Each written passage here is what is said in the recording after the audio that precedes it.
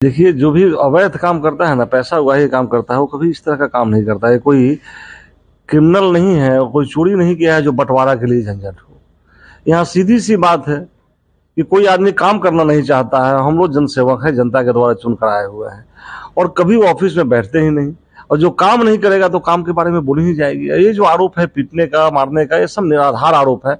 हाँ, इतना ज़रूर है कि मैंने उनको बोला ज़रूर है। हमने कहा है कि ऑफिस समय पे आइए, ऑफिस कीजिए और पर डे आए दिन मेरे पास कम से कम 100-200 लोग आते हैं। इसमें 10-20 लोग होते हैं जो अंचल से जुड़े हुए मामले के लिए आते हैं और अंचल से जुड़े के मामले के लिए आते हैं। इनको फ़ोन करो तो फ़ोन नहीं उठाएंगे, ऑफिस में नहीं है।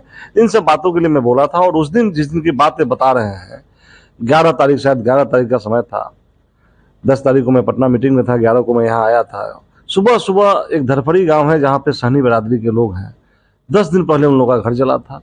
वो लोग पर डे आया करते थे जो कि एकदम तत्काल अनुदान देना है। मैं इनको बुला के पूछा कि भाई अनुदान क्यों नहीं दिया अभी तक? बोलेंगे सर इसमें शॉर्ट सर्किट से आग लगा है, इसलिए अनुदान नहीं दी जा सकती। अब बताइए, जिस पदाधिकारी को आदमी मारपीट करने का जो आरोप लगा रहा है, मारपीट करेगा, मैं उसी समय तत्क्षण मैंने एसडीओ पश्चिमी को फ़ोन लगाया, एसडीओ साहब से बात करवाया। एसडीओ साहब ने बोला नहीं ऐसा नहीं, अनुदान तो देना ही देना है। उन्होंने बात किया, बात करवाने के बाद अनुदान देने की बात हुई।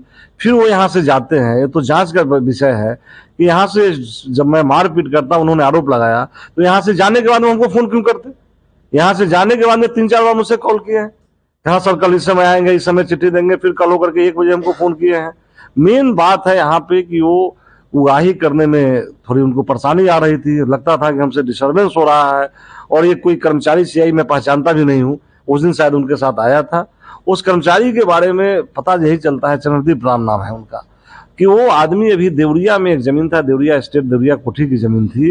ये सारे लोग केवल ये रचना रचे हैं, व्यू रचे हैं, क्योंकि वो ज़मीन रजिस्ट्री कराने वाले क्रिमिनल टाइप के लोग हैं और वो लोग इनसे मिल करके एक मोटी रकम दे करके उस जमीन का म्यूटेशन कराना चाहते थे और उसमें मैं कहीं ना कहीं से बाधक था कि गलत काम नहीं होना चाहिए, इनको बाधा लगता था, इसलिए इन लोगों ने मेरे ऊपर एफआईआर करके और छुट्टी ले लिया। और छुट्टी लेने के बाद में जांच का विषय है कि आज से 2 रोज पहले छुट्टी आवर में उस देवरिया की जमीन का म्यूटेशन किया। इस तरह के विभिन्न मामले हैं और हम लोग तो जनता के सेवक हैं और जन कार्यों में जो भी बाधाएं आएगी उसको दूर करने का प्रयास होगा, चाहे वो कितना भी बड़ा पदाधिकारी क्यों ना हो। ये तो सीओ है, इसलिए जनता के कार्यों के लिए लड़ाई लड़ना तो मेरा, उसी के लिए जनता मुझे चुनी है और मेरा ये मकसद नहीं है और मेरा किसी भी नेता का ये मकसद होना चाहिए कि जन सरोकार के कार्यों के लिए कोई भी कार्य करना पड़े वो हमारे लिए स्वीकार्य है। तो क्या जो सीईओ है अपने गलत कारनामों को छुपाने के लिए आपके ऊपर आरोप लगे? निश्चित रूप से, तो पूरे क्षेत्र में कहीं भी आप पूछिएगा, कोई ऐसा गांव नहीं है। अभी हमारे यहाँ 4 लेन निकल रहा है, इसमें परिमार्जन का बहुत बड़ा ये चल रहा है क्योंकि सबों को पैसा मिल रहा है। किसी का परिमार्जन 6 महीना से, साल भर से लोग दौड़ रहे हैं, 10-10 बार, 20-20 बार, अच्छे लोग कोई बाहर रहते हैं वहां करके दौड़ रहे हैं, सब मेरे पास आते हैं और एक लाइन ही कहते हैं कि विधायक जी आप हैं, नहीं हो रहा है। इसका मतलब कि पैसे में आपकी भी भागीदारी है, पैसा देने पे किसी का होता है, नहीं तो नहीं होता है। तो ये तो अच्छी बात हुई कि वो लोग जान गए कि हाँ 2 साल गए अंदर में कि विधायक ने क्या किया है। अगर विधायक के साथ लेन देन की बात जो करता है ये पदाधिकारी कर सकता है और शायद उसको पता नहीं, वो जहाँ नौकरी करता है उससे 25 गुना ज्यादा तनख्वाह देकर के मेरे यहाँ 50-100 लोग काम करने वाले हैं, इस तरह के कर्मचारी काम करते हैं, उसको इसको पता ही नहीं है कि वो किससे बात कर रहा है और किससे उगाही की बात करता है।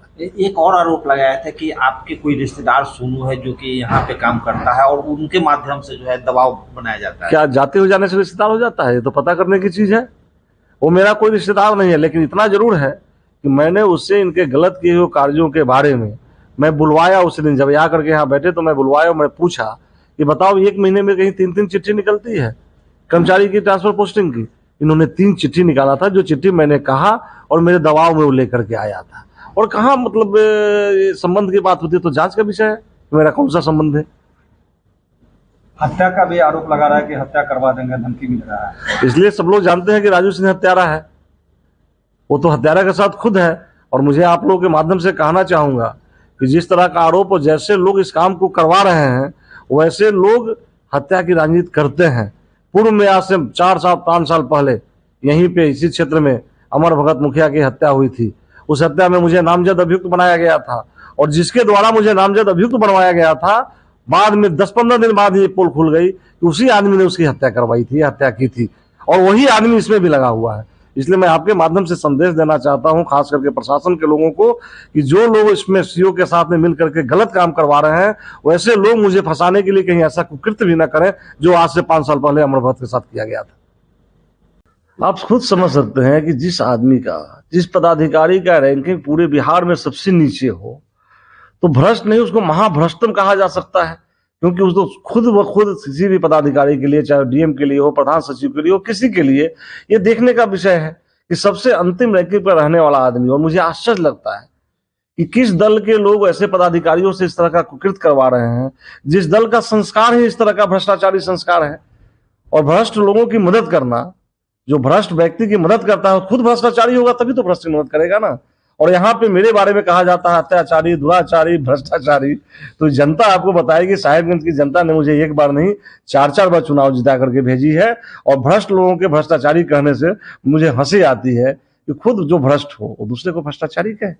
और भ्रष्ट लोगों की मदद करने के लिए जो आंदोलन कर रहे हैं, जनता उनको आने वाले चुनाव में सबक सिखा देगी। एक भ्रष्ट पदाधिकारी जिसके चलते पूरा पारू का लोग जो है उससे भयक्रांत है, पूरे पारू के लोग मतलब विवश हैं, जाए तो किसके पास जाए। हम लोग के पास आते हैं, हम लोग को लगता है कि दीवार में सर मारे, क्या भाई क्या करे, ना फोन लगता ना बात होती।